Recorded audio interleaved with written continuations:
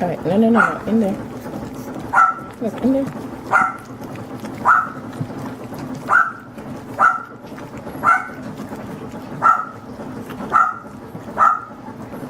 Guess who's enjoying this good, yummy raw food? And they're only 4 weeks old. That's kind of early. But I was curious to see what it looks like. It looks like ground hamburger once you unpack it. And I wanted to try it. And as you can tell, they love it.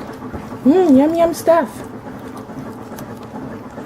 No need to put something in their mouth. I just dipped their little noses in and they went right to town. Come on, you can have some too.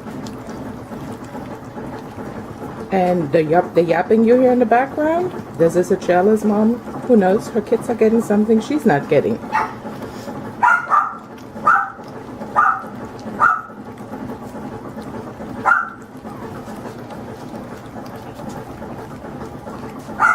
not to throw a shadow on there.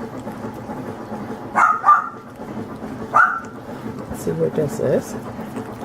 That's a little boy. Wonder that's yours. Lorraine, your little guy. And these are the 2 girls. You want to eat some more? You want to eat some more? Come on, right there. Right there. You too. Dig in. I guess that's what digging in means.